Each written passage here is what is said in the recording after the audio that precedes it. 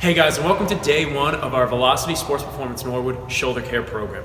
So one of the biggest things we want to do is we want to look at specific exercises that really isolate the rotator cuff. Fact of the matter is, when we talk about our overhead athletes, especially our pitchers, the sheer volume of high intensity throwing that they do really puts a big stress on the rotator cuff. I mean, the unfortunate fact of the matter is that our arm was not designed to be throwing over 100-mile-per-hour fastballs. But what we can do is by strengthening the rotator cuff, which allows basically the humerus, which is your arm bone, to sit in that socket correctly, we can basically just safeguard the shoulders so that they can handle the stress. One of the best exercises we can do is the side lying external rotation.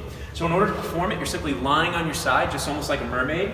Knees are basically bent at about 90 degrees. And what we also want to make sure that we're doing too is we're getting good core engagement. So we want what we call postural alignment. Chin is tucked down. You can almost give yourself a nice double chin. Rib cage is tucked. Our pelvis, our hips are directly underneath us. So I should be able to draw a straight line. So all I've done here with Terry is done the exact same thing. We put a towel underneath his arm, so it's almost like he has the morning newspaper wedged right in. And all he's doing is these small little movements. So his elbow becomes almost like a door hinge, and just using a light, gentle weight, he's simply just trying to lift this dumbbell up towards the ceiling. His head is fully supported, his elbow is slightly back about 10 degrees, and by doing this, he's isolating that rotator cuff, which is again gonna allow him to basically throw harder for longer and get the most out of his season.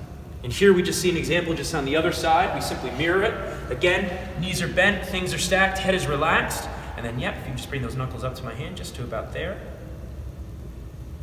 And this we want to do for about high volume, so anywhere from kind of 10 to 15 repetitions on average. We're looking at about 2 to 3 sets.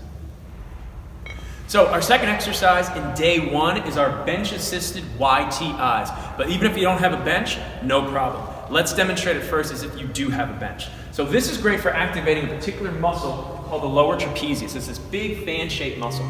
So what Terry's basically doing, keeping his elbows relatively straight, he's just lifting his arms gently, trying to go just about kind of ear level. If you do this right, you're going to feel the stress in kind of the lower to mid back region.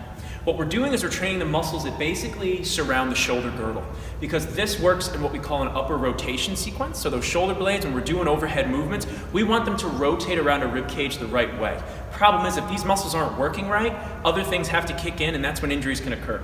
So Terry, you've been doing some really good Ys here. Let's show some Ts. All right, so a T, yep, now he's just basically coming out to the side, just about there. I'm feeling a nice squeeze. Thing with the Ts, you don't want to hyperextend. If we start to feel it in our lower back, it means we're going too far, so we're going just about kind of where the midline is. And finally, let's finish the play. Let's do those Is. Got it? That's another Y. I, let's come back towards me, almost like you're swimming. So pulling it back. There you go. And back down, but I just want you to shorten the repetition on that. So just come to about there. Because otherwise, if we go a little bit too far, we start to get other muscle groups, particularly the lats, and those we want to keep quiet for the sake of this. So this is basically our YTIs, but John, if I can grab you, I'm going to have you simply just demonstrate this if we don't have a bench. So same thing, I'm just going to have you just grab 2 light weights, and we're just going to go into what we call a hinge pattern. So it's just almost like you're bowing to the audience, soft knees, push your hips back, and we're just going to stay in this position, and then doing that same movement, we're just going to try to do that Y pattern. I'll have you do just 2 of each, just to illustrate. And then from here, we're going to go into those T patterns, where again, we're just trying to squeeze. And then finally, following Terry's excellent lead, those Ys, just like we're sticking those arms, or excuse me, those Is, just like we're sticking those arms back.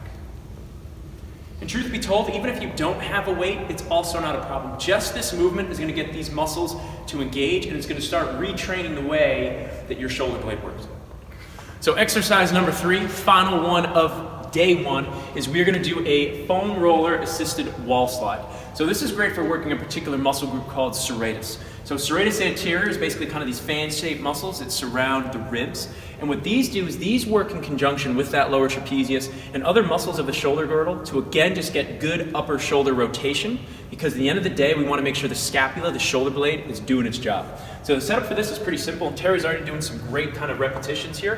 First thing is we want to make sure we have good postural integrity, core engagement. A mistake I see with a lot of guys is they basically flare out and we kind of get this lordotic curve, so their back just kind of gets this soup bowl. We want to try to lock everything down slightly. We also want to try to push our elbows into the wall a little bit to get a slight kind kind of upper kind of rounding. Again, we're not exaggerated by this, but we're just trying to get kind of into more of this kind of neutral position, into a position where, again, the shoulder blade is going to move more functionally around that rib cage.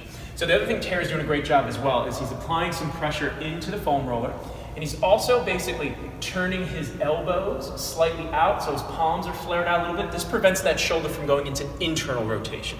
And all he's doing is just, as he's timing his breath, he's keeping this good core position. He's just gently rolling that foam roller up ever so slightly, coming back down. The key is, you know you're doing this right if you start to feel these muscles in and around here start to fire. If they're starting to get sore, you're doing a good job.